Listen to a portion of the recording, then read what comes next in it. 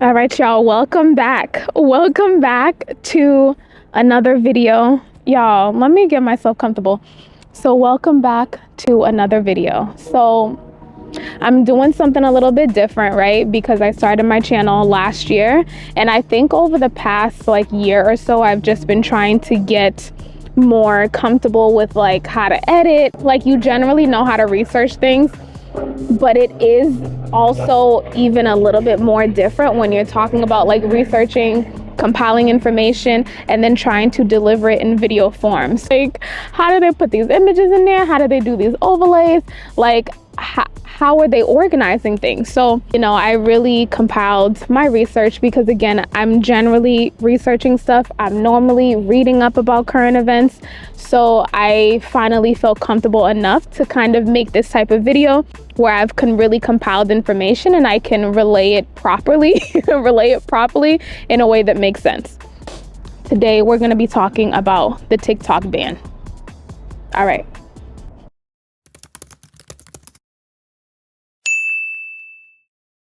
It's show here. As you may have heard, Congress passed a bill that the president signed into law that is designed to ban TikTok in the United States. That will take TikTok away from you and 170 million Americans who find community and connection on our platform. Make no mistake, this is a ban.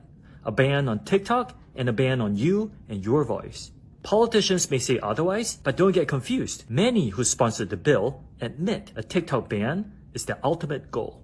It's obviously a disappointing moment, but it does not need to be a defining one. It's actually ironic because the freedom of expression on TikTok reflects the same American values that make the United States a beacon of freedom. TikTok gives everyday Americans a powerful way to be seen and heard, and that's why so many people have made TikTok part of their daily lives. Rest assured, we aren't going anywhere. We are confident and we will keep fighting for your rights in the courts. The facts and the Constitution are on our side, and we expect to prevail again. Our community is filled with people who have found acceptance and compassion, offered inspiration and encouragement, increased their awareness, and brought into perspectives, ultimately adding more delight and joy to their lives. Our community is also filled with 7 million business owners who have built their livelihoods on TikTok. While we make our case in court, you'll still be able to enjoy TikTok like you always have. In fact, if you have a story about how TikTok impacts your life, we'll love for you to share it to showcase exactly what we're fighting for. Meanwhile, we will continue to invest and innovate to keep our community vibrant, exciting, and safe. Through our US data security efforts, we have built safeguards that no other peer company has made. We have invested billions of dollars to secure your data and keep our platform free from outside manipulation. I can't say this enough. This extraordinary diverse community is what makes TikTok so special, what makes it matter, and what makes it meaningful. And we'll keep working to ensure you will always have the opportunity, the safety, and the freedom to enjoy all TikTok has to offer. So initially, I thought oh shoot, TikTok ban means they're banning it and it's going to be today and it's going to be immediate. However, there's a lot more that goes into this TikTok ban. So first things first is, why does the government want TikTok banned? What is their problem with TikTok? So it looks like the US government has been concerned about privacy issues pertaining to TikTok. Because this is a company that is not US owned, and particularly it is owned by a company that is located in China, they are concerned with basically the breach of data and the fact that they have laws in China, something called the CCP law, which actually dictates that if the Chinese government wanted to just request data information, they can do that for any Chinese owned company. And so that's specifically why they put in this ban. So March, the US House of Representatives passed legislation requiring ByteDance, which is the parent company of TikTok, to sell off the app within 6 months or be banned from the US stores and websites, right? So really what they're trying to do is basically make it where TikTok, hopefully they can the US government wants TikTok to be owned by potentially a US, company. And so that's kind of their concern, which is that it is owned by another company and it is essentially free reign all over the world. Everyone is on it. I believe TikTok has something like 150 million users, likely more than that, and growing on the daily. So when you think about, I'm not sure what the percentage is of US users, but when they put into, you know, the fact that there are a lot of users in the US and they are very concerned with the data privacy of US citizens. So President Biden also signed the National Security Act into law on April 24th. So this is something that was passed just recently, because really we're like May 1st. So this just passed recently, and this includes the TikTok divest or ban bill. Now, this bill says that TikTok they have 9 months to divest and find new ownership for the company. And the president can also extend the time by an additional 90 days in the event that the 9 months does come up and they are like in the middle of the sale or whatever the case is. The president can also give them an additional 90 days. So essentially, this looks like it would be bringing us into 2025. The US is not the first company that banned TikTok. TikTok is already banned in India. And in India, so they stated that in India, TikTok was initially banned in April 2019 in India after a court-ordered removal from the app stores, and it was because of complaints due to claims of it being used basically to spread pornography, right? And you're thinking there are children on this app. India banned it because they initially got complaints and they were concerned about the spread of pornography on TikTok. That ban got thrown out. So then in 2020, it was officially banned in June of 2020. And this ban went through because the complaints were that the app was stealing and transmitting users' data.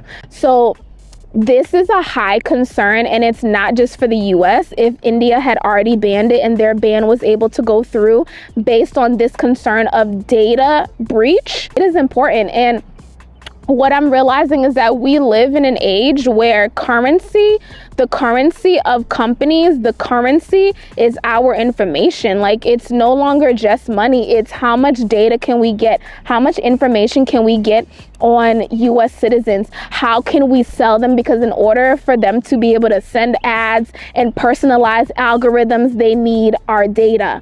That's why data is like, it's money. It's the bread and butter of these corporations. Now, the background of TikTok is that initially TikTok started like from 3 different types of apps, and in a way it's kind of like 3 smaller apps merged into one. So Musical.ly, and I remember because this app came out like a long time ago. I never really used it, but I do recall it coming out. I just never used it. So initially, Musical.ly started and launched in Shanghai in 2014 with strong US business links and a healthy audience. In 2016, the tech giant ByteDance, they launched a similar app to Musical.ly called Douyin. And I saw this on TikTok as well because there were people talking about the fact that they still use Douyin in China.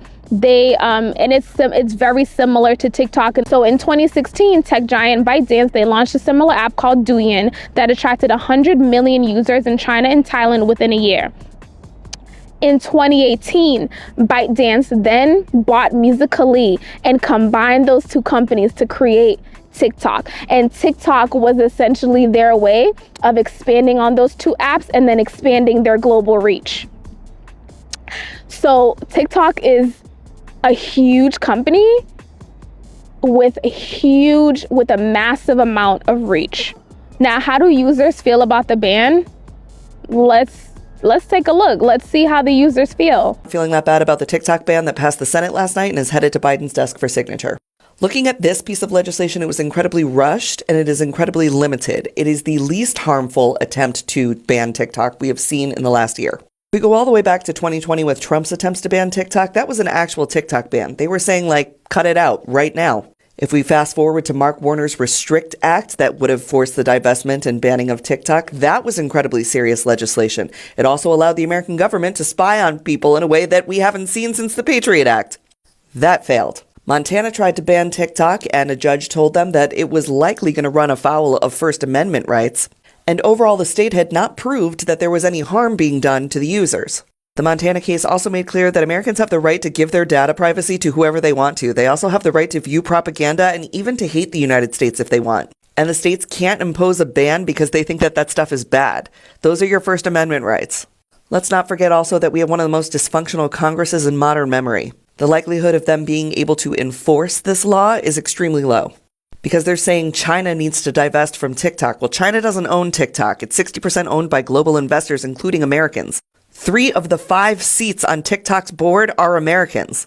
2 non-Americans on the board are ByteDance's CEO who lives in Singapore, and Neil Shen, who works for the American capital company Sequoia, although he is based in Hong Kong, as many financial market people are. So who has to divest? Is it the TikTok employees who are headquartered in Los Angeles and Singapore who own 20% of the app? Is it the 60% of global investors, including Jeff Yass, the richest man in Philadelphia, who owns 15% of TikTok just by himself? Or is it the only person of Chinese descent, the founder of TikTok, the guy who created the entire platform, who basically retired on his earnings from TikTok and still holds 20% stake? The Chinese founder who has never been tied to the CCP and has no pending allegations of impropriety. Doesn't make sense. Now here's the second reason why I'm not totally worried. TikTok is expected to challenge this based on capitalist principles. They're going to set up a high-stakes and lengthy battle that will keep this legislation unenforceable for, I don't know, until this app isn't even fun anymore. I've also been reached out to by a lawyer who is trying to put together a class action lawsuit of creators and businesses who would be negatively impacted if this ban were to go into effect. And I'm not sure I'm joining that class action lawsuit, so I'm going to wait until I have more information until I give you details on what that might look like. And the third idea being batted around right now is if an individual state's governor and their attorney general would bring a lawsuit against the federal government for trying to force this TikTok ban. The state could try and show that its residents are experiencing undue harm as a result of this federal legislation. It would then go to the Supreme Court where they could argue First Amendment violations, all kinds of things. So for right now, I'm not freaking out. I'm just going to keep making content and doing the things that we love to do. Would rather shut down the app in the United States than sell if it gets banned. The U.S. Senate passed a bill requiring ByteDance to sell the social media platform by mid-January to avoid a nationwide ban. Days after President Biden signed the legislation into law, TikTok's parent company revealed they have no intention of handing over the app, claiming their algorithm is too valuable to be shared. The company's CEO says the app, which is used by 170 million Americans, isn't going anywhere, and he expects to win a legal challenge. I saw my face on the news last night supposedly talking about the TikTok ban. Let's talk about it then. Here's the clip if you haven't seen it. And their efforts to turn content creators in America into foot soldiers. Kids are not buying it. Like, I'm an 18-year-old girl in Michigan. What am I going to do for China? Take my information. I don't care. The bill is passed. Since I'm a foot soldier now, let's clarify 2 things. Number 1, kids aren't buying it because no one's believing it. And I'll get into the data in a second. Number 2, I really like the part where Insider Edition encompassed my message of that video. Whoever put together that segment had to watch the entire video in order to clip that 2 seconds of me sarcastically telling China, I don't care if you steal my information, because they're not, but continues to clip out my full sentence not even a second later, where I seriously, not sarcastically, I seriously ask America not to take my job. Now for the data, there's over 100,000 influencers who make a living off TikTok, not to include the 5 million plus businesses relying on TikTok for expansion, songwriters, athletes, people who need the exposure from this app. I've done my research. I've read numerous articles posted not even 20 hours ago after the ruling that state there is still no proof of China giving away, selling, or encrypting any of your personal data, and they continue to repeat that they would never do so. Here's the funny thing, TikTok is owned by one company. There's no proof of any personal security issues. Yet Facebook alone, which is now considered Meta, owns 94 different companies, including Instagram, all your little platforms, Facebook, Google, Yahoo, Verizon, AT&T scandals, and even Instagram have all been fined for violating data privacy regulations. But we can have those apps. Temu, of all things, is a foreign-owned company who has had nationwide complaints of them stealing personal data. They had 6 Super Bowl ads. Those ads are $7 million each. Tell me why in 2021 the US had the highest level of encryption adoption and had over 80% of enterprises admitting that they were using an encryption strategy. Do we hear anything about this ban in Europe? And yet the top 4 online secure countries are in Europe. So I don't understand. And what's funny is that on the end of July 2023, Temu had almost 130 million downloads, and TikTok has 170 million users. And yet Temu has evidently stolen money and credentials from people, and I don't hear anything being done about that. If this isn't about the content that we're consuming, we should not have access to half of the platforms that we use daily. There's not much I can do, and I almost sound pathetic trying to keep a social media platform alive. I know we still have 5 months if it passes, but that's not a lot of time realistically for businesses and influencers to reestablish themselves on the platforms that America wants them to. And what's funny is that elections this year are in November, and if we have 5 to 6 months before TikTok is banned, that would leave us in September, October,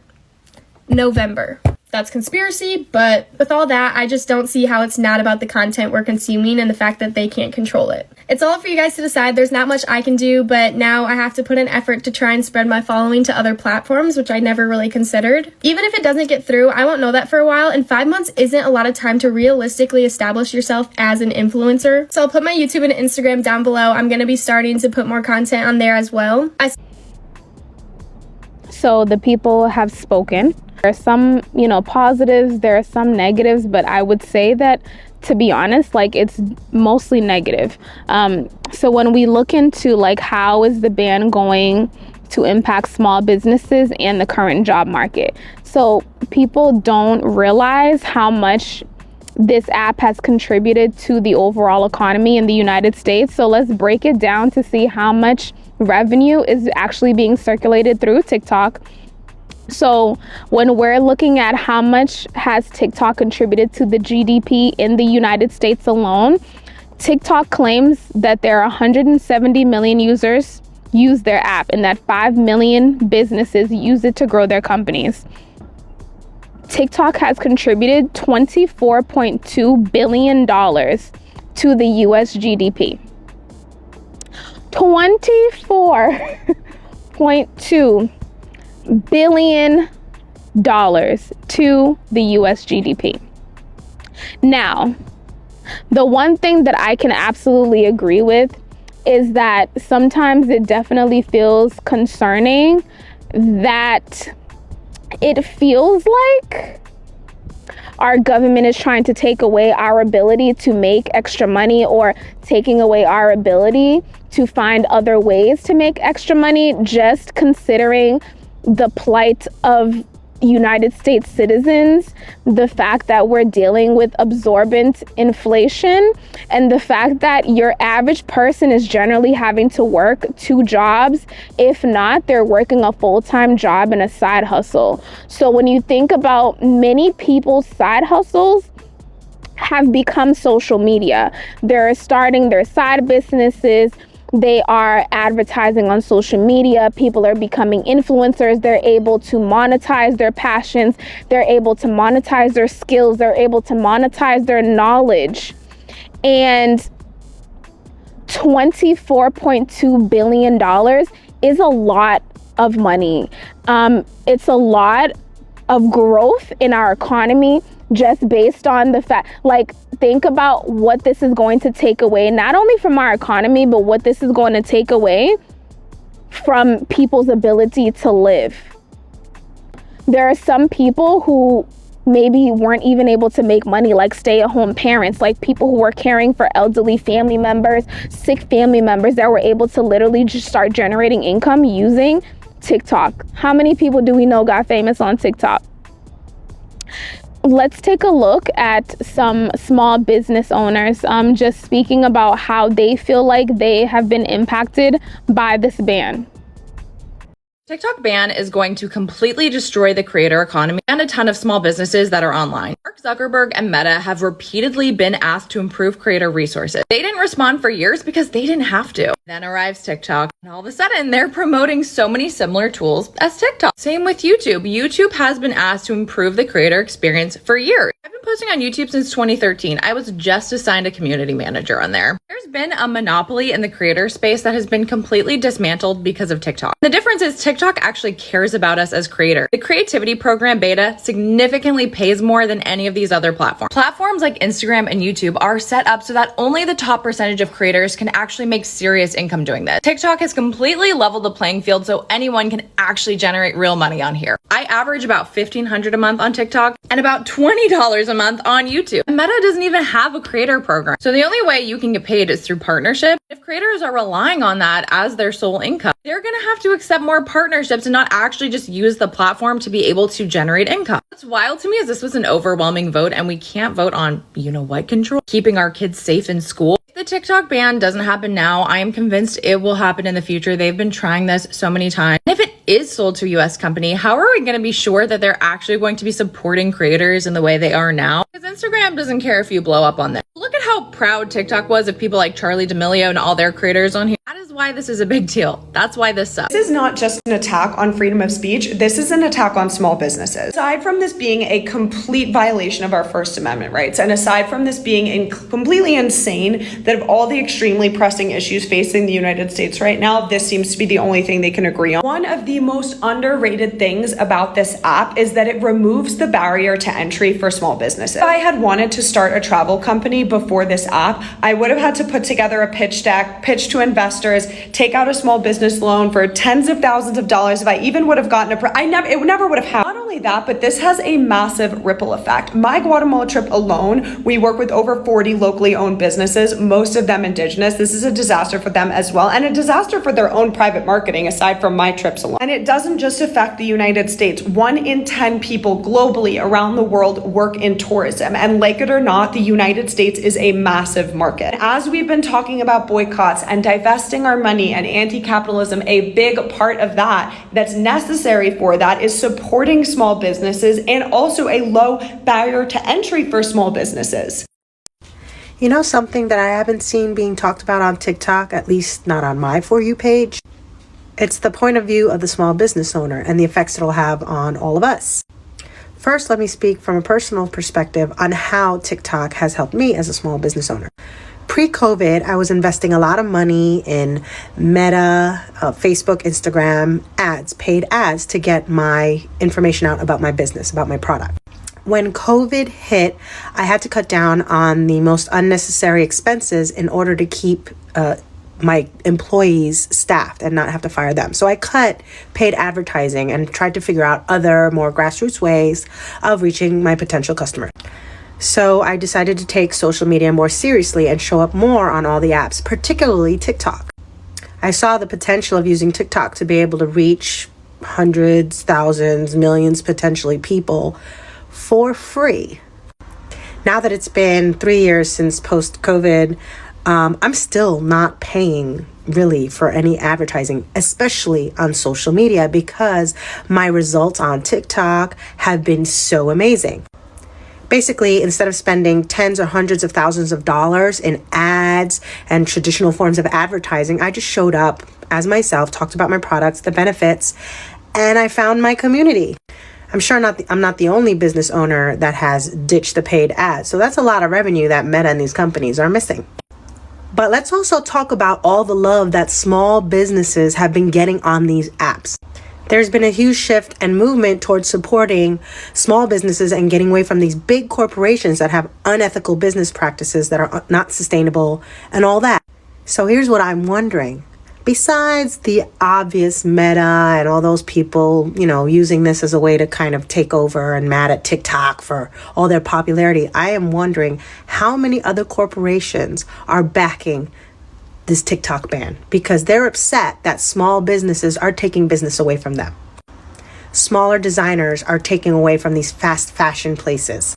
People no longer want to give their money to these big corporations that are just unethical, not sustainable, and all the things. It doesn't feel good.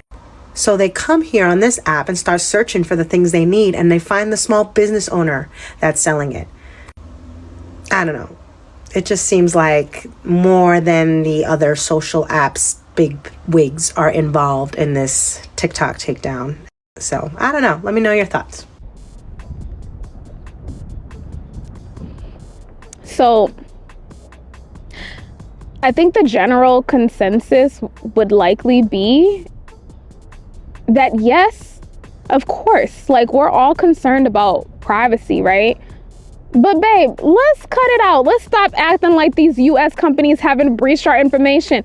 Like, if you're really that concerned about data breaches, if you're really concerned about data breaches and data leaks, we have plenty of companies in the US that are literally like, that also need enhanced cybersecurity. In conclusion,